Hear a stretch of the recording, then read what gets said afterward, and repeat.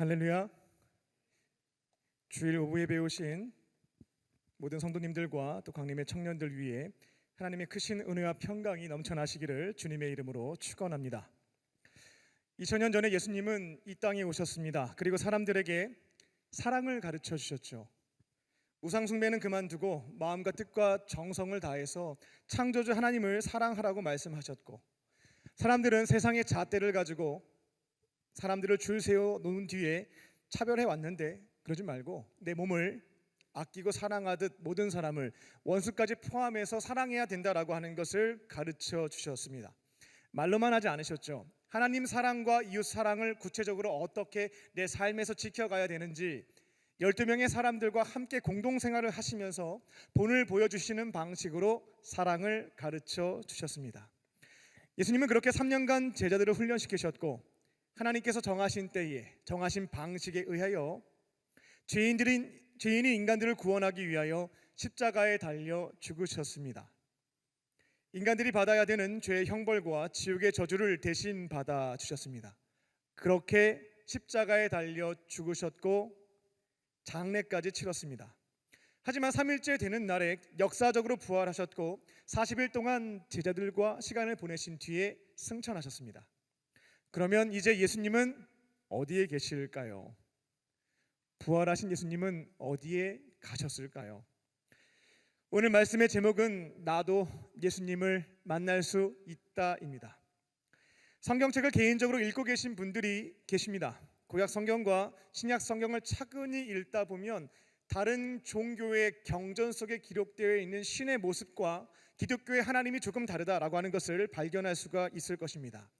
구약의 하나님, 신약에 기록되어 있는 예수님 이후에 이 땅에 오신 성령님, 삼위일체 하나님은 그분을 믿고 따르는 사람들과 함께 하시고 만나 주시고 동행하신다라고 하는 특징을 발견하게 될 것입니다. 성경 66권 중에 첫 번째 책에 해당되는 창세기를 보게 되면 다양한 족장들이 나오죠. 아담, 노아, 아브라함, 이삭, 야곱, 요셉. 설교 시간에 들었던 그 사람들입니다. 그들에 대한 기록을 읽어보게 되면 그들은 놀랍게도 살아계신 하나님, 영적인 존재로서 눈으로 볼 수는 없지만 살아계신 하나님의 실제를 경험하게 됐고 그분과 함께 교제하면서 사는 모습을 볼 수가 있겠습니다. 그럼 이제 질문이 생기는 거죠. 왜 하나님은 구약시대랑 신약시대에 그분을 믿고 따르는 자들과 인격적인 만남과 교제를 나누어 주셨는데 왜 현대 사회에 있어서는 이와 같은 일들이 잘 일어나지 않는 것일까? 기독교 인구가 너무 늘어나서 바빠지신 것일까? 세상이 너무나 타락하다 보니까 할 일이 많아지셔서 우리를 챙기지 못하시는 것일까? 아니면 이제 수천 년이 지났으니까 나이가 많이 드셔서 힘들어지신 것은 아닐까? 다양한 고민을 할 수가 있겠습니다. 왜 지금 현대를 살고 있는 우리와의 만남과 교제는 뒤로 미루신 것 같은 기분이 드는 것일까요? 오늘 말씀을 통해 이곳에 계신 모든 분들은 부활 승천하신 예수님을 오늘 나의 삶의 자리에서 인격적으로 만나고 이제 그분과 친밀한 교제를 나누면서 동행하는 그 삶을 시작할 수 있기를 주님의 이름으로 축원합니다. 그리고 이전까지 잘 몰라서 불교식, 유교식으로 신앙생활 하시는 분들이 있거든요. 오늘부터는 정통 기독교식으로 부활하신 예수님을 내 안에 모시고 그분과 친밀한 교제를 나누면서 살아가는 진정한 의미에서 신앙생활을 출발하시기를 다시 한번 주님의 이름으로 축원합니다. 첫 번째로 세례 요한이 필요합니다. 이 일을 위해서는 세례 요한이 필요합니다. 오늘 본문 6절을 보게 되면 세례 요한이라고 하는 인물이 등장합니다. 일단 집안이 참 좋아요. 특별한 신비 체험과 살아계신 하나님으로부터 특별한 기도 응답을 받았던 제사장 사가랴의 아들이었고 예수님과는 친척지간이었습니다. 그러니까 세례 요한이 예수님보다 한 6개월 정도 먼저 태어났습니다. 그는 온전히 하나님의 뜻을 찾고 이스라엘 백성들에게 선포하기 위해서 세상을 떠나 도시를 떠나 광야에 들어갔습니다. 금욕생활도 했고요, 결혼도 안 했습니다.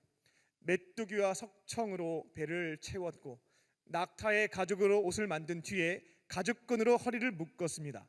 그는 오직 광야에서 머물면서 하나님께서 우리 민족에게 나에게 주시는 뜻은 무엇일까? 이게 그의 관심사였거든요. 그것을 찾았고 그 내용을 사람들에게 전달하는 선지자의 사명을 감당했습니다. 그는 자기 자신에 대해서 이렇게 정체성을 규정했어요. 나는 광야에서 외치는 소리이다. 그 사명을 감당했던 것이 세례 요한이었습니다. 사람들은 제사장 집안인데 누릴 수 있는 것들을 다 포기했잖아요. 그리고 금욕 생활을 하면서 하나님의 뜻을 소신 있게 담대하게 선포하는 세례 요한을 존경하고 지지했습니다. 사람들은 구약 시대의 마지막 선지자가 말라기였는데 그 이후에 400년 동안 선지자가 나오지 않았거든요. 근데 400년 만에 하나님의 뜻을 전달해 주는 선지자가 나타난 거예요. 그래서 세례 요한을 하나님께서 특별하게 사용하시는 선지자, 하나님의 사람으로 인정했고 지지했습니다. 그가 전하는 말이 곧 오늘 우리에게 주시는 하나님의 살아있는 음성이다라고 많은 이들이 동의했습니다. 그러니까 그의 말 한마디가 엄청난 파워가 담겨 있었다라는 것이죠.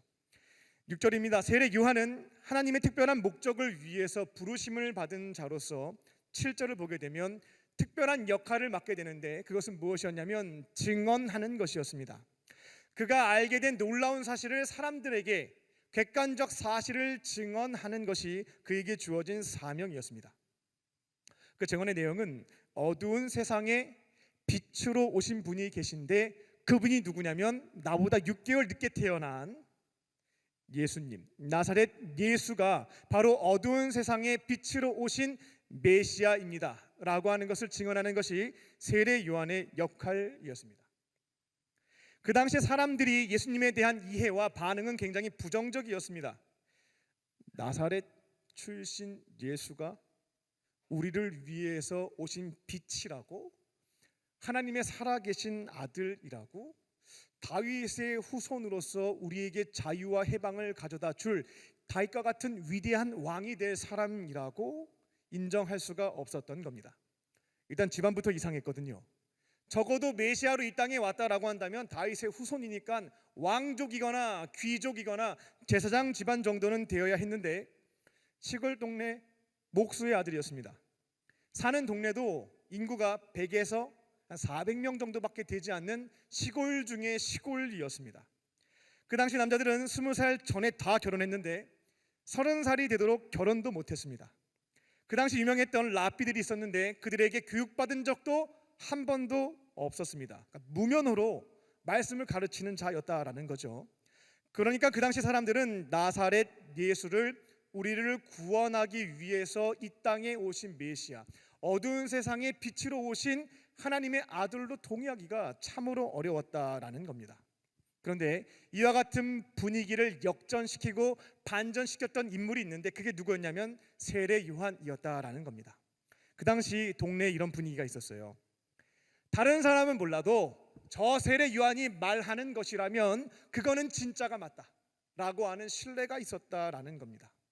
동네에서 이와 같은 신뢰와 존경을 받고 있었던 유일한 사람이 세례 요한이었다는 것입니다. 근데 그가 나사렛 예수에 대해서 딴 사람 말고요, 그 세례 요한이 나사렛 출신 예수에 대해서 빛으로 오신 메시아가 맞다라고 얘기하니까 분위기가 확 바뀌는 겁니다. 반전이 일어났다라는 겁니다. 세례 요한이 이렇게 예수님에 대해서 증언하기 시작하자 사람들이 동요하기 시작합니다. 이 말을 듣고 많은 이들이 세례 요한을 막 지지하고 따랐는데 메시아가 예수님이시구나, 예수님을 따르기 시작했다는 겁니다. 요한복음 1장 37절을 보게 되면 세례 요한의 실제 제자들 중에서도 예수님이 메시아구나 라는 것을 인지하고 2명의 사람이 떠났다라고 하는 기록도 나와 있습니다. 아직까지 예수라고 하는 그 존재가 나사렛 출신 목수의 아들 예수가 실제 구원자일까? 하나님의 살아계신 아들이 맞을까? 이런 의문점들이 있기는 했지만 그래도 다른 사람이 아니고 세례 요한이 맞다라고 하는데 그럼 진짜일 수 있겠다는 믿음을 가지고 하나 둘씩 예수님을 따르기 시작했다는 겁니다. 그렇게 그 시대의 사람은 세례 요한의 증언에 의해서 예수님을 만나게 되었고 그분과 함께 살아가는 삶을 시작할 수가 있게 되었습니다. 지금 이곳에 앉아 계신 분들은 한번 생각해 보십시오. 내가 어떻게 예수님을 알게 됐지? 내가 어떻게 예수님을 믿게 됐지? 내가 어떻게 예수님을 영접하고 그분과 함께 살게 됐지? 한번 생각해 보십시오. 예수님을 구원자로 믿을 수 있도록 우리 옆에서 예수님이 구원자가 맞다, 하나님의 살아계신 아들이 맞다라고 계속해서 증언해 주었던 세례 요한이 있었다라는 겁니다. 여러분 곁에는 하나님이 보내주신 세례 요한이 있었습니다. 제가 어린 시절 교회 학교 다닐 때 있었던 일입니다. 아직도 기억이 뚜렷합니다. 저는 예수님이 어떠한 분인지 알고 있었습니다. 그 가르침도 알고 있었습니다. 나를 위해 십자가에 달려 죽으셨다라고 하는 것도 알고 있었습니다. 죽음을 이기시고 부활했다고 하는 것도 알고 있었습니다. 나와 함께 하신다는 것도 알고 있었습니다. 그런데 문제가 있었습니다. 믿어지지가 않습니다. 알긴 알겠는데 믿을 수가 없는 겁니다. 믿음을 달라고도 기도했어요. 제발 좀 믿게 해달라고. 그냥 베드로와 같은 믿음을 달라고. 그냥 말씀하시면 주의 뜻으로 믿고 받을 수 있는 그 믿음을 달라고. 근데 시간이 지나도 믿어지지가 않습니다. 정말 속상했습니다. 그러니까 예수님과의 인격적인 만남도 없고 동행이라고 하는 것은 순 남의 일에 해당됐다는 것입니다. 그래서 이렇게 생각을 정리했습니다. 내가 지금까지 교회에서 들어왔던 것은 가짜이거나 만약 진짜라고 한다면 하나님은 나를 특별하게 좋아하지는 않으시는가 보다. 내가 도대체 뭘 잘못했길래 나와는 만나 주시지 않는 것일까라고 하는 질문이 있었습니다. 이와 같은 영적인 상태였음에도 불구하고 교회를 떠날 수 있는 기회가 있었지만 떠나지 않고 붙어 있었던 데에는 딱 한 가지 이유가 있었습니다. 내 곁에 있었던 세례 요한 덕분이었죠. 저에게 붙여주신 세례 요한은 부모님이었습니다. 나에게 있어서 예수님이 구원자가 맞다라고 증언해 주시는 분은 세례 요한은 부모님이셨습니다.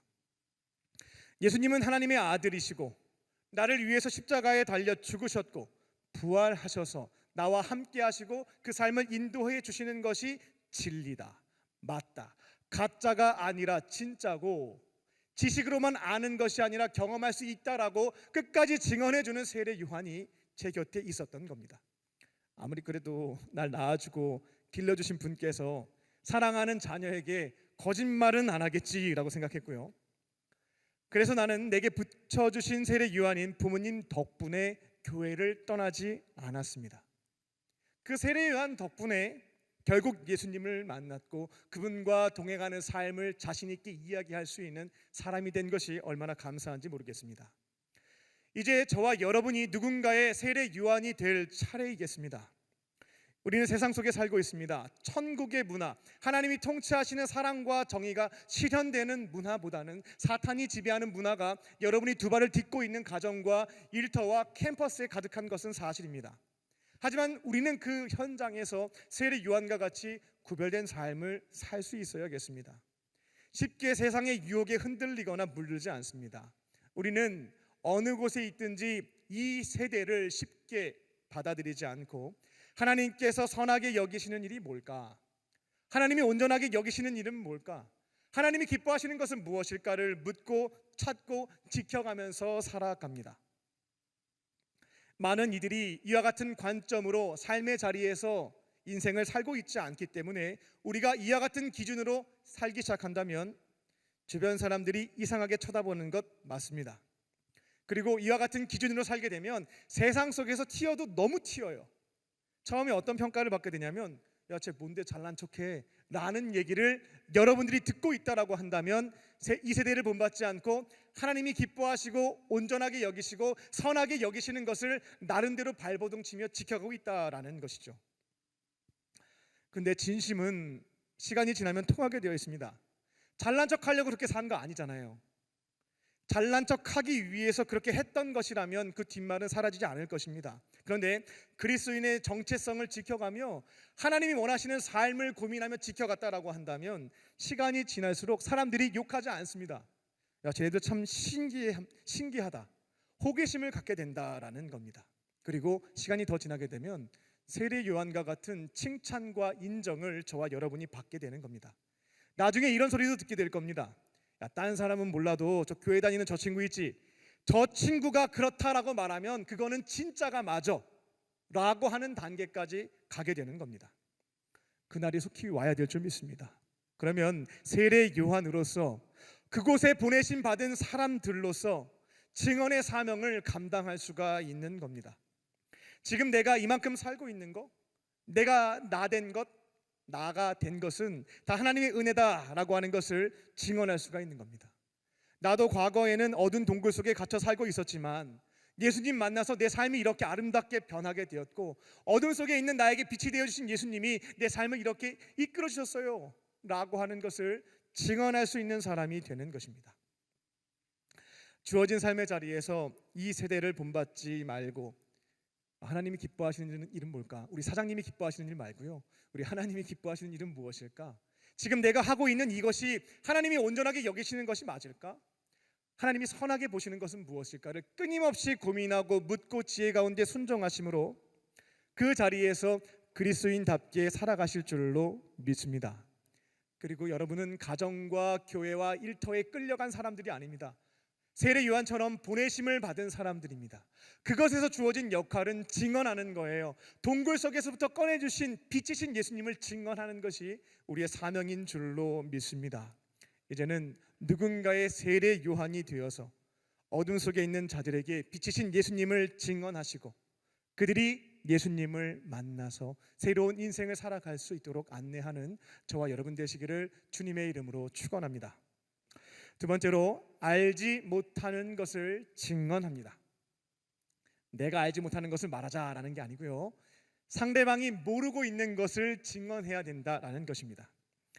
10절 말씀입니다. 예수님이 이 땅에 오셨죠. 사람들과 함께 하셨습니다. 근데 한 가지 문제가 생겼습니다. 사람들이 예수님에 대해서 온전히 알지 못했다라는 겁니다. 반쪽만 아는 거죠.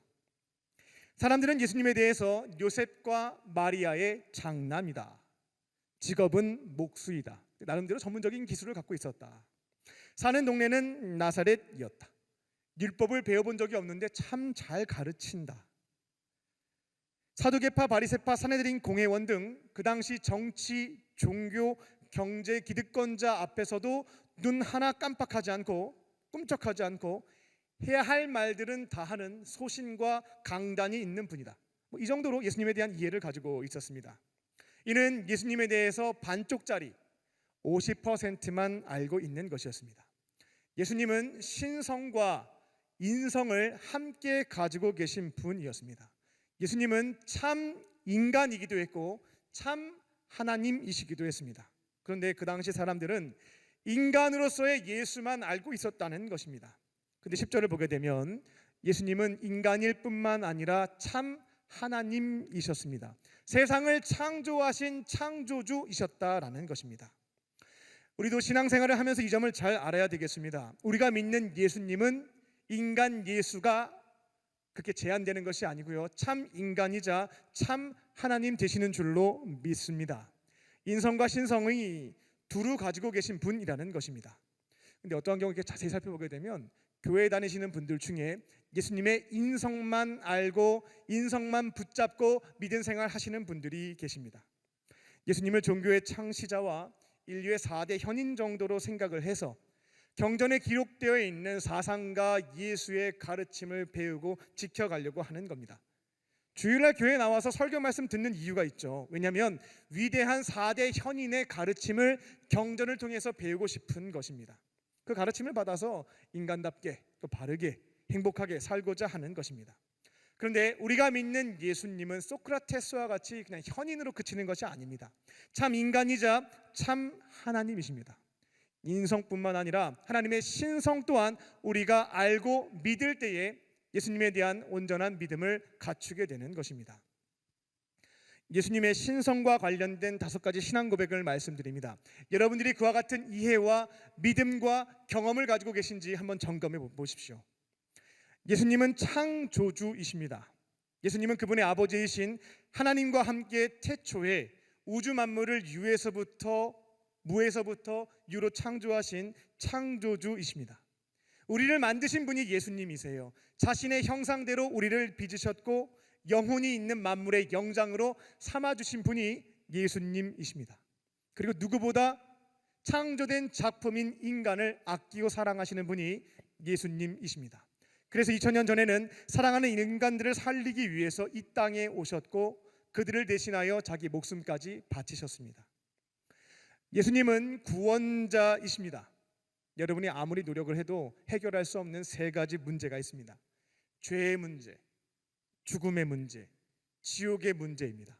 이거는 돈으로도 권력으로도 인맥으로도 해결할 수가 없습니다. 그런데 이 세 가지 문제를 유일하게 해결해 주실 수 있는 분이 계신데 그분이 바로 예수님이십니다. 우리에게 죄 사함과 죽음 이후의 몸의 부활, 지옥에서의 영벌 대신 천국에서의 영생을 선물로 주실 수 있는 분이 구원자 예수님이십니다. 예수님은 해결자이십니다. 예수님이 참 인간이기만 했다면 우리에게 가르침만 주고 힘들어하는 사람들의 마음을 공감하는 것으로 끝났을 겁니다. 아마 예수님은 이렇게 기록이 됐겠죠. 너무나 착하고 마음씨 좋은 우리 동네 형 정도로 기록됐을 겁니다. 그런데 예수님은 참 하나님이시기 때문에 모든 문제를 해결해 주실 수 있는 해결자이십니다. 하나님의 특별한 계획과 섭리가 있지 않는 한 그분을 믿고 따르는 자들에게 필요한 것들을 더하여 주시고 해결해 주실 수 있는 하나님 되신다라는 겁니다. 예수님은 부활자이십니다. 예수님의 삶은 죽음으로 끝나지 않았습니다. 죽음을 이기고 부활하셨죠. 부활하신 후 승천하셔서 하나님 우편에 계십니다. 그렇게 죽은 자의 첫 열매, 부활의 첫 열매가 되어 주셨습니다. 그러니까 이제 예수님을 믿고 따르는 사람들은 부활의 소망을 가질 수가 있는 거예요. 예수님이 죽음을 이기시고 부활하셨던 것처럼 그분을 믿고 따르는 우리들 역시 죽음 이후에 부활해서 승천해서 하나님 나라에서 영원히 살 수 있겠구나. 이 소망을 주시는 분이 바로 부활자 예수님이십니다. 예수님은 심판주이십니다. 예수님이 언제가 될지 모르겠습니다만 반드시 이 땅에 다시 오실 것을 약속하셨습니다. 다만 이제 집에 도둑이 드는 것처럼 그때와 시는 알 수가 없다라고 알려주셨죠. 갑작스럽게 오시겠습니다만 그때 오실 때 예수님께서는 믿음의 사람들을 우편으로 분류해서 천국에서 영생할 수 있도록 은총을 베풀어 주십니다. 이곳에 계신 저와 여러분이 먼저 예수님의 인성뿐만 아니라 이 신성에 대한 신앙 고백을 알고 믿고 경험해야 될 줄로 믿습니다. 그리고 우리 주변에 예수님을 인류의 현인과 종교의 창시자 정도로 알고 있는 사람들이 생각보다 많거든요. 예수님의 인성만 알고 있고 따르고자 하는 자들에게, 예수님의 사상을 배우고 지켜가는 반쪽짜리 신앙생활을 하시는 분들에게 예수님의 신성을 내가 믿고 경험한 것을 전하실 줄로 믿습니다. 창조주, 구원자, 해결자, 부활자, 심판주이신 예수님을 배우고 믿고 경험한 뒤에 신성을 부정하거나 모르는 자들에게 증언하는 것입니다. 예수님의 신성에 대해서 배우고 믿고 경험한 것을 가지고 온전한 신앙생활을 저와 여러분부터 출발하시고요, 내 곁에 인성만 붙잡고 있는 자들에게 온전한 믿음을 전수하는 저와 여러분 되시기를 주님의 이름으로 축원합니다. 끝으로 영접하면 만날 수 있습니다. 영접하면 예수님을 만날 수 있습니다. 이제 예수님에 대해서 어느 정도 알게 됐습니다. 윤리 시간에는 예수님의 인성에 대해서만 배웠는데 교회에 나와서 예수님의 신성에 대해서도 알게 됐습니다. 그러면 호기심도 생기고 관심도 생깁니다. 소망도 생깁니다. 그럼 나도 이와 같은 은혜를 주시는, 사랑을 주시는 예수님 만나고 싶다. 이제는 예수님을 책을 통해서 정보를 얻는 것을 넘어서 나를 위해 죽으시고 부활하셔서 만나주시고 동행하신다는 예수님, 그분과 함께 살아보고 싶다라고 하는 소망이 생겨나는 거죠. 그러면 그분을 어떻게 만나고 교제하며 살 수 있을까? 오늘 본문 13절을 보게 되면 이렇게 하면 예수님 절대로 못 만나요 라고 하는 내용이 기록되어 있습니다. 세 가지가 소개되어 있는데 이거 붙잡고 계시면 절대로 예수님 못 만납니다. 먼저는 혈통으로는 안 된다라고 합니다. 이게 뭐냐면 그 당시에 유대인들은 선민의식이라는 것을 가지고 있었거든요. 그러니까 자신들에 대해서 인류의 수많은 민족이 있는데 특별히 아브라함을 딱 선택하셔가지고 하나님의 구원 역사에 쓰임받는 사람으로 그 후손을 그 민족으로 택해주셨잖아요. 그래서 우리는 아브라함, 선택받은 아브라함의 핏줄이기 때문에 프리패스할 수 있다, 예수님 만날 수 있다라고 하는 어처구니 없는 믿음을 가지고 있었던 겁니다. 근데 성경에서는 혈통, 아브라함 핏줄이라고 해서 예수님을 만나는 것은 아니다라고 말하고 있습니다. 두 번째로 안 되는 조건은 육정입니다. 육정으로도 안 된다고 합니다. 여기에서 육정이라고 하는 건 뭐냐면 어떤 인간의 노력, 선행을 뜻합니다. 착하게 사는 겁니다. 남들보다 내가 착하게 살고 바르게 살고 선한 일 많이 하고 나쁜 일 하지 않고 정의롭게 살게 되면 법 없이도 잘 살 수 있다라고 하는 평가까지 받았으니까 나는 그냥 예수님 만나는 거 어렵지 않아 라는 착각을 하는 거죠. 성경에서는 육정으로도 예수님을 만날 수 없네요 라고 가르쳐 줍니다. 세 번째 안 되는 조건은 무엇입니까? 사람의 뜻으로도 안 된대요. 이거 뭐냐면 그 당시 유대인들은 태어난 지 8일 만에 할례를 받았습니다. 이게 무엇이었냐면 하나님의 구원받은 백성이다라고 하는 증표였습니다. 그러니까 그 당시 유대인들은 난 할례 받았어요. 제사장이 인정해 준 하나님의 사람, 하나님의 자녀가 됐으니까 나는 예수님 그냥 만나면 되는 거 아니겠습니까? 라는 주장이 있었다라는 것이죠. 근데 그것도 안 돼요 라고 말하고 있는 겁니다. 그러면 어떻게 예수님을 내가 만날 수 있을까? 12절에 영적인 원리가 기록되어 있습니다. 영접하는 자, 곧 그 아들을 믿는 자들에게는 하나님의 자녀가 되는 권세를 준다. 하나님은 다른 것 요구하시지 않습니다. 부활하셔서 지금 우리의 마음의 문 밖에 서서 기다리고 계시는 예수님을 기도의 자리에서 문을 열고 거절하지 않고 영접하는 겁니다. 내 마음의 집에 모시는 거죠. 그러면 우리는 예수님을 만날 수 있습니다. 예수님을 영접하는 자들이 하나님의 자녀가 돼서 이제 그분과 한 식구가 되어 살 수 있다라는 것입니다. 예수님 만나는 게 너무나 쉽죠. 이게 뭐야 싶은 분들도 있을 겁니다. 대통령님 한번 만나는 것도 죽을 때까지 아마 힘들 겁니다. 워렌 버핏과의 점심 식사도 그 돈을 가지고 이제 어려운 사람 돕는다고 하니까 경매를 했을 때 돈이 막 올라갔던 것 같은데 50억 이상 내신 분이 점심 식사권을 받았습니다. 돈 있는 사람과 권력이 있는 사람, 지혜가 있는 존재와 만나는 것은 참 어렵습니다. 그런데 하나님의 아들이신 예수님을 만나는 게 이렇게 쉽대요. 그러니까 세상 사람들과 교회에서 신앙생활을 이미 하고 계신 분들 중에서도 이거를 받아들이지 못합니다. 차라리 예수님 만나면 워렌 버핏보다는 한 2배 내세요, 한 100억 정도 내세요. 그럼 열심히 돈 벌어가지고 100억 모을 거예요. 예수님 만나고 싶으면 하루에 3시간씩 한 10년 정도 기도하세요. 그럼 한 1만 시간 채워질 텐데 1만 시간 기도하면 만날 수 있습니다 라고 하면 10년 동안 기도하시는 분들이 있을 겁니다. 예수님 만나고 싶으면 10년 동안 근속봉사하세요.